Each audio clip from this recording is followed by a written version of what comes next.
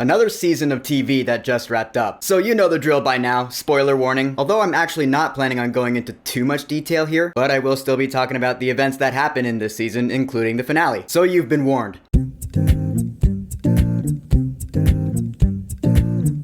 Skeleton Crew. So Skeleton Crew is the newest live-action Star Wars series on Disney+, and it's another one that takes place in the New Republic era, along with The Mandalorian, The Book of Boba Fett, and Ahsoka. This is the newest one in that vein. Skeleton Crew revolves around a group of kids. They're raised in a nice neighborhood on the planet Aten, but one day they stumble across an old forgotten ship that whisks them off into an adventure in this galaxy far, far away. So yeah, as you're probably thinking, this is very 80s coded, very much like The Goonies. I am just guessing that, by the way, because I've seen that movie maybe once. And after this season was all said and done, I walked out of it, and by that I mean I got up from my couch, and thought to myself, it was alright. In all honesty, Skeleton Crew didn't really do a whole lot for me though. I mean, the characters are fine. The main one, his name is Wim. He's the one with his head always in the clouds. He's the dreamer, the one who wanted to be on an adventure in the first place. He dreams of being a Jedi, and over the course of this adventure, he's like, this is not as fun and heroic as I thought it would be. His best friend Neil, I actually thought was written pretty well, because he's the one who tags along. He's the more down-to-earth of the two, so to speak. But I like the fact that he starts off pretty terrified of this whole thing, and he gets braver throughout the season, especially after talking with that one girl about weakness and how it makes him kind. I like that. And then there's Fern, who I'd say is the most hot-headed out of the four kids. She's always going around like she has something to prove, always getting in everyone's faces. She is the bravest of them by far. She never backs down, which I'll be honest, that made her kind of unlikable to me throughout most of the season, but she came through in the finale. KB is the one I didn't really care for at first, just because she didn't have a whole lot of character development. That was until the 6th episode out of 8. She had this heart-to-heart with Wim, and I really liked it. In fact, that's probably one of my favorite scenes of this entire season, if not just my favorite. And I was like, alright, there's her character development. She's great now. The unfortunate thing with these kids, though, is that their acting is never really great. At least not in my opinion. It's not horrible by any means. I mean, let's face it, when it comes to child acting in Star Wars, we have seen a lot worse. So by comparison, these kids are amazing. But I wasn't watching this season comparing these kids to other child actors we've seen in Star Wars. I was just watching it for them. And their acting, in my opinion, could still be polished up a bit. That's actually one thing that pulled me out of it. Now, while they're on their adventure, they end up awakening this droid named SM-33, which is a pretty clever name, because that's Smee. But he's voiced by Nick Frost, who I think is great, and he's actually my favorite character in this entire thing, because he's funny, but he means business. He's like the first mate droid, the one who takes care of everything. I thought he was awesome. But of course, the biggest name in Skeleton Crew is Jude Law. The kids meet his character Jod pretty early on, and he becomes a central figure in the show, because these kids are just trying to find their way home, so Jod's like, I'll help you out. Turns out Jod is a pretty bad dude. In fact, he's a pirate, and not like Han Solo, like a bad one. And to add insult to injury, he's also force skilled. One of the biggest things throughout the season is, should we trust him, should we not? I mean, from the get-go, the kids meet him in a jail cell, so I never trusted him from the start. And he proved to be untrustworthy throughout the entire thing, until he just straight up double crosses and betrays the kids. He's a dick, straight up. By the end of it, I was like, I hate this and I'm glad he got what was coming to him. One more character I want to point out though, because I feel like she is worth mentioning. Kim.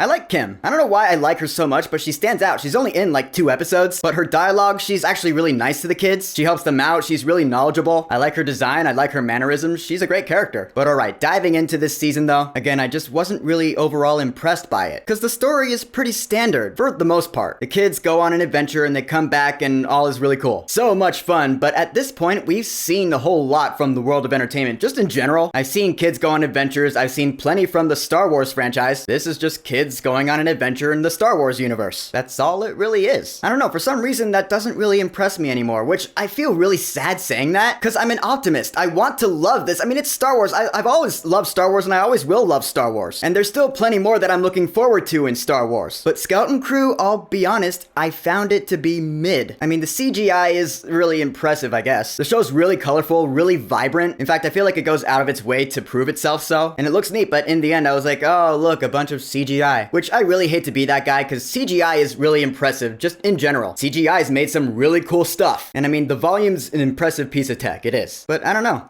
Didn't do much for me here. The story in this season is alright. In fact, I like the twist that it had. We find out that the planet that these kids are from, Aten, it's actually been isolated from the rest of the galaxy. There's this big barrier surrounding it. So these kids and all the citizens, they pretty much know nothing about what's been going on in the galaxy. At a point, Jod's talking about the war against the Empire. The kids are like, what war? I was like, oh damn. These kids actually don't know about the war against the Empire. You know, like the huge thing that happened? That's actually kind of crazy to me. That'd be like a kid not knowing what's going on in our world now. now. I don't know, I guess I was just fascinated by that concept. But even the finale, which I'm just gonna jump right to it, one of the biggest things that bothered me about this season as a whole is that I heard for so long that it is in the same vein as The Mandalorian and those other shows. So throughout the whole thing, I was waiting for it to tie in, and it never does. Not even in the finale. I mean, kinda, sorta, maybe a little bit by a tiny string. Cause New Republic X-Wings are called in, alright. New Republic X-Wings were in the other shows, so again, a little bit of a tie-in. But that's not enough for me. I was waiting for one of the characters to show up, like, let's see Din Djarin so we know it ties in with the story. Maybe it doesn't even. So if Skeleton Crew doesn't really tie in with anything, then what exactly is the point of it? That, to me, was the biggest letdown of the entire thing. Sure, it takes place in the same time frame, but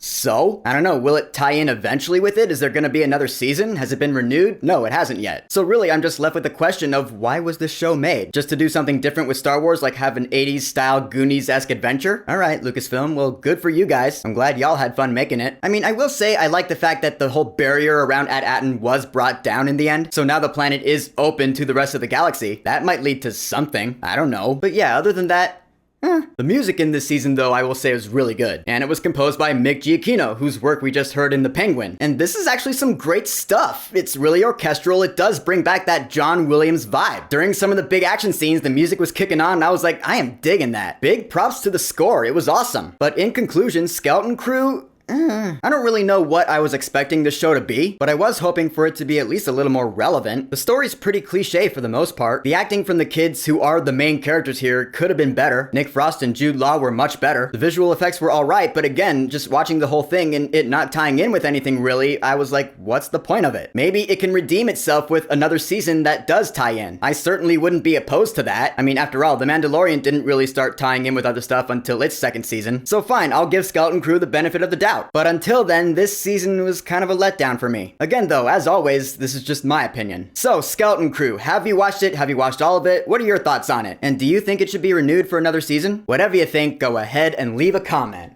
And of course, thank you for subscribing. Now, if you'll excuse me, I just finished watching Neon Genesis Evangelion, and holy god, I think I need to watch it again because that was such a mind trip. I am still dizzy. It's a lot. It's crazy. It's awesome. Peace!